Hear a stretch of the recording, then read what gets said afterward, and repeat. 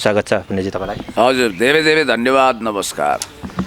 सन्धु, आज पृथ्वी जयन्ती, तपाईँले अहिले पृथ्वी जयन्ती अथवा पृथ्वीनारायण शाहका नाममा अहिले पछिल्लो समय जुन गतिविधिहरू भइरहेछन्, कोही छन् भन्छन्, कोही छैनन् भन्छन्, कोही काल्पनिक हुन् भन्छन्, कोही पृथ्वीनारायण शाहलाई क्यास गर्न खोजिरहेको अवस्था छ, के भन्नुहुन्छ यस विषयमा? अब काल्पनिकको कुरा त यस्तो हो, मैले मेरो जिजुबाजेलाई कहिले पनि देखिनँ।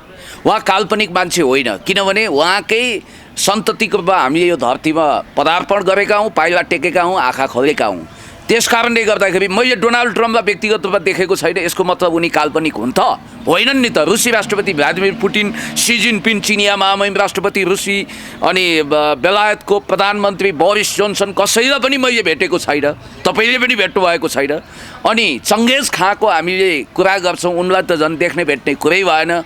कति अगाडि बितिसके। गौतम बुद्ध, हामीले भनिरहेका छौँ, छाती ठोकेर दाबी गरिरहेका छौँ, Buddha was born in Nepal. 2500 देखि 2600 वर्ष अगाडि जन्मिएका बुद्धको विषयमा अथवा 2600 वर्ष अगाडिका सुक्रातको विषयमा हामी छाती खोलेर कुराकानी गरिरहेका छौँ। के हामीले भेटेका थियौँ त?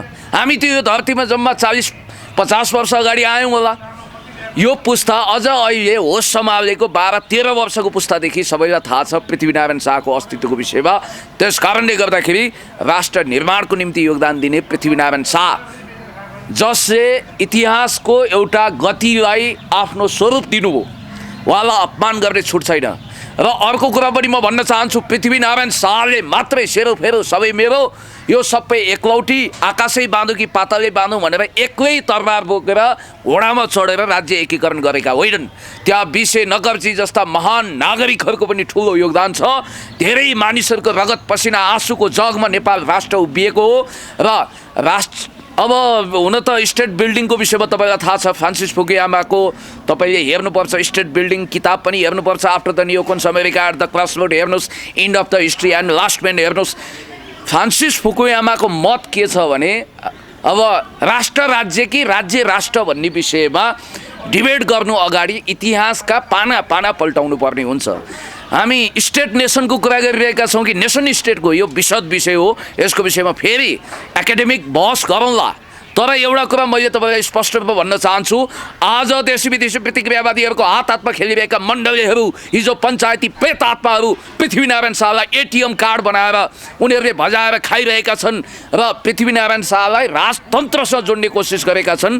तपाईँलाई थाहा छ नि, अस्ति भर्खर प्रणब मुखर्जीको एउटा किताब विमोचन भएको छ, जसमा त्रिभुवनले नेपाल भन्ने देशलाई भारतको एउटा स्टेट बनौँ, भारतमा गाभौँ भन्ने घटिया तर्क राखेका रहेछन्। यस विषयमा यी मण्डलले, यी कुण्डलेहरू के भन्छन्? यी तथाकथित राजावादीहरू जो देशभक्ति निख्रिएर अहिले केवल सिर्फेजको लागि योगी र मोदीको अगाडि तुम्हेव माता सपिता तुम्हेव सर्व मम देव देव भावमा गिडगिडाइरहेका छन्, घुँडा टेकिरहेका छन्। हामीलाई लेन्डुप दोर्जे बनाइदिनुहोस्, हामीलाई भुटानको जस्तो राजतन्त्र स्वीकार छ, हामी तपाईँको अगाडि घुँडा दस्छौँ, चमर हम्किन्छौँ, तपाईँको स्तुति गर्छौँ, भजन गर्छौँ भन्नेहरू अहिले ठुला ठुला कुरा गरिरहेका छन्। त्यस कारणले गर्दाखेरि सबै बात विचारभन्दा माथि उठेको, म एउटा समाजवादी देशभक्त हुँ, गणतन्त्रवादी हुँ, तर राष्ट्र निर्माणको नेतृत्व पृथ्वीनारायण शाहले गरेको। राष्ट्र निर्माता त विशेष गरी जनता नै हुन्, इतिहासका महान निर्माता भनेको जनता हुन्, त्यसको नेतृत्व पृथ्वीनारायण शाहले गरेको कुरामा दुईमत छैन।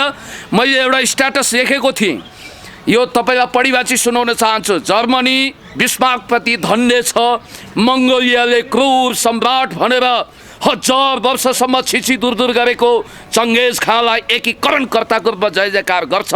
देशभक्ति र उदारताको लागि कमरेड लेनिनले, युनिफायर शासक Peter the great, queen Catherine र माओले मिङ वंशीय बादशाह पुईको तारिफ गरेका थिए।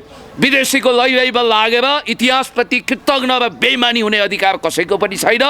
जनतालाई साथ लिएर ज्यानको बाजी लगाई, महान नभुल्नु होला, जनतालाई साथ लिएर, जनता बिना होइन, जनताले गरेको एकीकरण, त्यसको नेतृत्व मात्रै पृथ्वीनारायण शाहले गर्नुभएको हो। महान राष्ट्र नेपाल निर्माण गर्ने पृथ्वीनारायण शाहको सम्मान स्वरूप हरेक वर्ष पुस 27 गते पृथ्वी जयन्ती मनाऊँ। समाजवादी गणतन्त्रतर्फको यात्रा भव्य सभ्य रूपमा तय गरौँ भनेर मैले लेखेको थिएँ। यही कम्युनिस्ट सरकारले बिदा काट्यो नि त भव्य सभ्य मनाउनलाई। अब एउटा कुरा म तपाईँलाई के भन्न चाहन्छु भने, यो बिदा नकाट्नुपर्ने, र म प्रधानमन्त्रीज्यूलाई के भन्न चाहन्छु भने, यो विधा काटेर इतिहासप्रति न्याय गरिएको छैन। यो अपमान हो इतिहासको। त्यस कारणले गर्दाखेरि म स्पष्ट रूपमा तपाईँलाई भन्छु, देश जनता विकास समृद्धिको पक्षमा दरखर रूपमा अगाडि बढ्ने र इतिहासप्रति सचेत हामी एउटै कुरो भन्न चाहन्छौँ, जननी जन्मभूमि स्वर्गादपि गरिएसी mother and are greater than heaven. Prithvi Narayan शाहका योगदानलाई ओझेलमा पारेर हामी इतिहासप्रति सही व्याख्या गर्न सक्दैनौँ। र अर्को कुरो के हो भने जस्तो 2200-2400 राज्यहरू त्यतिखेर छरिएर रहेका थिए।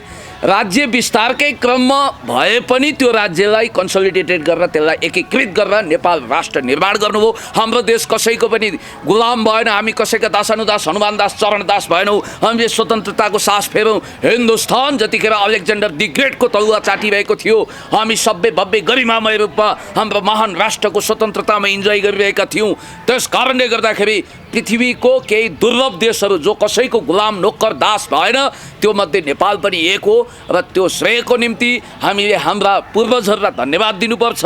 र हामी स्वतन्त्र मुलुक हौँ। हाम्रो national sovereignty, territorial integrity, independency, नेपालको राष्ट्रिय सार्वभौमसत्ता, स्वतन्त्रता, भौगोलिक अखण्डता विरुद्ध चलखेल गर्ने हर कोही बत्तीको पुतली जस्तो भएर सर्वनाश हुन्छ। त्यसले त्यो दृष्टता गर्नु हुँदैन र इतिहासप्रति हामी बेइमानी बन्न मिल्दैन। र मैले यहाँलाई भनिहालेँ, इतिहासका निर्माता भलै जनता हुन्, तर जनताको नेतृत्व गर्ने कोही नायक वा कोही त्यस्तो खालको एकीकरणकर्ता हुन्छ। त्यसको रूपमा नेपालमा पृथ्वीनारायण शाह देखा पर्नु हो। पृथ्वीनारायण शाहको योगदानलाई कदर गर्नु भनेको राजावादी बन्नु होइन, गणतन्त्रवादी भएरै तपाईँले पृथ्वीनारायण शाहको महान योगदानलाई सम्मान गर्न सक्नुहुन्छ।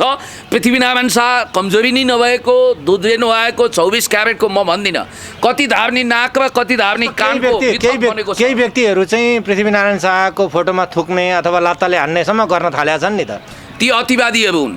पृथ्वीनारायण शाहलाई देउतै बनाउनेहरू पनि एक खालका अतिवादी हुन्। म तपाईँलाई स्पष्ट रूपमा भन्न चाहन्छु। त्यसैले त रूपचन्द बिष्टले भन्नुहुन्थ्यो, भाते हो मेरो प्रशंसा गर्दै मलाई लेनिन नबनाऊ। जीवित मान्छे भनेको इतिहासको कटकरामा उभिएको त्यो अभियुक्त हो जसको फैसला हरेघाटमा हुन्छ। मान्छेले मर्नुभन्दा 1 घन्टा अगाडि महान काम गर्ने सम्भावना पनि हुन्छ, मर्नुभन्दा 1 घन्टा अगाडि गल्ती गर्ने गुन्जाइस पनि हुन्छ। त्यसो भएको हुँदाखेरि मान्छेलाई गुण र दोषको आधारमा उसको कदर र आदर गर्नुपर्छ। गुणलाई प्रशंसा गर्ने अनि दोष पक्षलाई देखाएर त्यसको आलोचना गर्ने हाम्रो दायित्व हो। अब पृथ्वीनारायण शाहको प्रतीक बनाएर ढुङ्गा उभ्याइएको छ किर्तिपुरमा, त्यो ढुङ्गामा गएर थुथु गरेर छिछि दुर गर्ने यो कुन प्रकारको सभ्यता हो, कुन प्रकारको शैली हो? मलाई ताजुब लागेको छ, आश्चर्य लागेको छ। म उनीहरूलाई स्पष्ट रूपमा भन्न चाहन्छु, डलर युरो भारूमा हातमा बेचेर यो देशको इतिहासप्रति कृतज्ञ हुने अधिकार कसैलाई पनि छैन। हामीले एउटा स्वच्छ सरकार दिनुपर्छ, हामीले स्वच्छ प्रशासन दिनुपर्छ, हामीले राष्ट्र निर्माण गर्ने आफ्ना इतिहासका निर्माताहरूलाई बेइमानी गर्नु हुँदैन।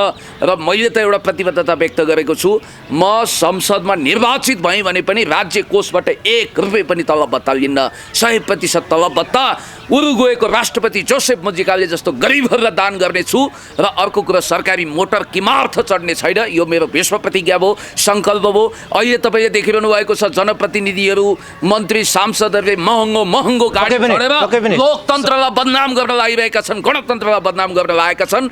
गणतन्त्रका यस्ता घुन पुतलीहरूलाई हामीले टिपेर फ्याँक्नुपर्छ। दुधमा परेको झिङ्गा जस्तै यिनीहरूलाई पन्साउनुपर्छ। सही सच्चा देशभक्त समाजवादी गणतन्त्रवादीहरूले अब हातमा यो देशको नेतृत्व दिनुपर्छ। अब देश युवाले चलाउनुपर्छ।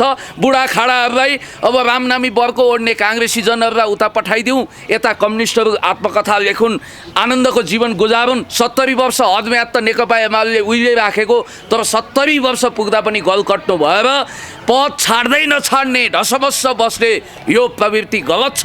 अब पनाती खेलाउने बेला भइसक्यो, पद चाहियो भनेर प्रकाश ओझाको गीत जस्तै नाइ मलाई त्यही केटी चाहिन्छ भन्दै लडीबुडी गर्ने यो प्रवृत्ति ठिक छैन। अब युवाहरूले सार्थक हस्तक्षेप गरेर यो देशको महान इतिहासको रचना गर्नुपर्छ, देशको कायाकल्प गर्नुपर्छ, देशको समृद्धि र विकासको ढोका खोल्नुपर्छ। तपाईँलाई थाहा छ नि भ्लादिमिर जेलेन्स्कीको कसरी उदय भयो युक्रेनमा, अनि सेबेस्टियन क्रुज अस्ट्रियन प्रधानमन्त्री 29 वर्षको उमेरमा, अझ 27 वर्षको उमेरमा त्यहाँको प्रधानमन्त्रीमा निर्वाचित हुनुभयो। हामी कहाँ चाहिँ 51-52 वर्षको नेभी सङ्घको अध्यक्षजी हेर्दाखेरि यस्तो लाग्छ उहाँको नातिले अब स्कुल जीवन पार गरिसक्नु भएछ। 51 हो कि 52 वर्ष पुग्नु भएछ नेभी सङ्घको अध्यक्ष। जितजङ बस्नेतजी अस्तिसम्म नेभी सङ्घको अध्यक्ष हुन खोजिरहनु भएको थियो, उहाँ 54 वर्षको पुग्नुभयो। यो कस्तो विडम्बना हो। त्यस कारणले गर्दाखेरि म भन्न चाहन्छु, उहाँ त विद्यार्थी नेता, युवा नेता त अझ 60 वर्ष लाग्ने होला। शेरबहादुरजीले अहिले पनि 74 वर्षको उमेरमा म युवा नेता नै हुँ भनेर भनिरहनु भएको छ। युवाले देश चलाउनुपर्छ, सक्षम योग्य हामी युवाहरू भन्छौँ। तपाईँहरू हाम्रो अभिभावक बनिदिनुहोस्, हामी अगाडि बढ्छौँ, हामी स्वच्छ प्रशासन दिन्छौँ यो देशको। पक्कै पनि समय र संवादको लागि यहाँलाई धन्यवाद। तपाईँलाई पनि धेरै धेरै धन्यवाद।